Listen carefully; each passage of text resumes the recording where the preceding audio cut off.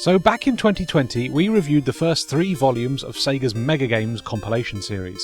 These Mega Drive compilations offered players the experience of owning 3 first-party Sega titles for a budget price with a nice new game selection menu, and while not all the games featured were brilliant, there was a level of quality to the overall experience that felt like some care had been put into them.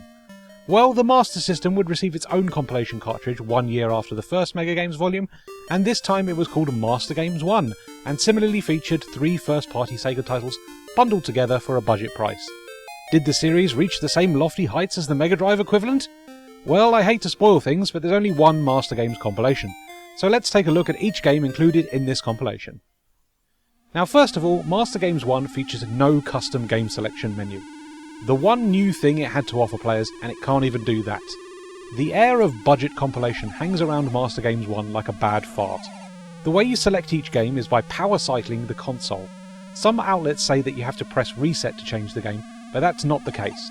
Pressing reset just resets the current game, so remember to power cycle if you want to move on to the next game in the compilation.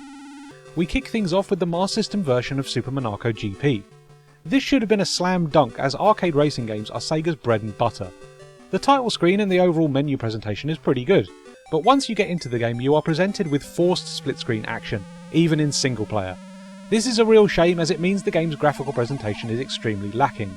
Roadside objects are extremely sparse, and the sense of speed is non-existent. It only gets worse from here because Super Monaco GP for Master System has one of the worst handling models I've ever experienced. If you aren't braking early into every corner and making sure you don't slide, you will have no chance of getting around this circuit without spinning. If you head into a corner with too much speed and start hearing those tyres screech, then you're going straight into a spin and losing loads of time. It just feels horrible. Super Monaco GP feels like a game where you spend more time going slow and steady round corners than you do going fast, which is a pretty bad experience for an F1 game.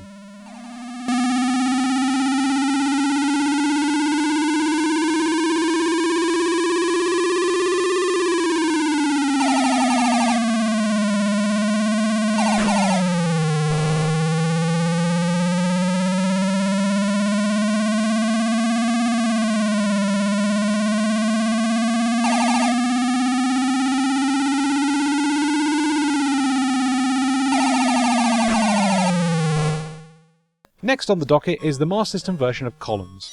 Now, we all think of Columns as the butt of the joke when it comes to Sega games. It gets re-released on absolutely everything, and as puzzle games go, it's extremely limited and lacking in depth. But here's the thing, Columns does what it sets out to do, and if you just want some casual colour matching fun, then Columns is a very chill little time waster. The standard Endless and Flash Columns mode are available here, and you can change the various difficulty settings to get the right amount of challenge for however you're feeling for that play session. Unlike Mega Drive Columns, you can also change the look and shape of the jewels, which is a nice if superfluous touch. But at the end of the day, it's Columns. It works absolutely perfectly, but it's not going to set the world on fire. Put this on if you need to relax with something that isn't so taxing.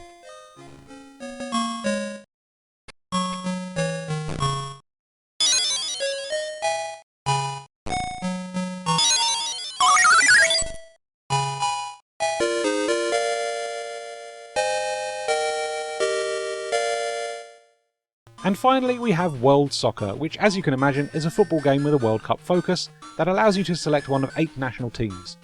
I'm a big fan of the Master System renditions of each country's national anthem, which is a cute addition to the presentation.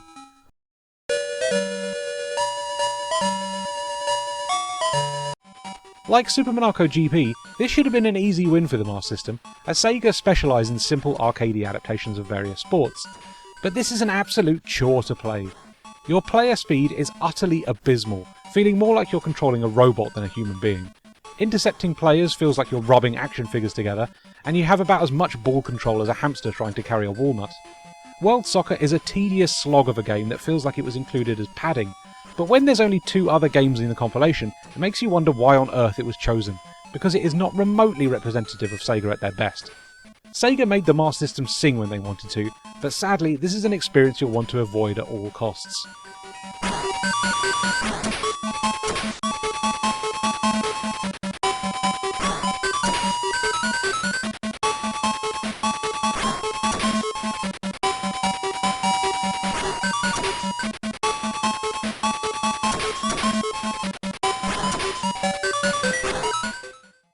Master Games 1 is a compilation that feels like it was slung together at the last minute to squeeze some extra cash out of a system that was on its last legs in 1993.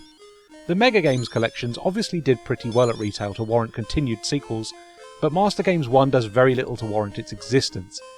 If the best game in your compilation is Columns, then you know you've done something wrong.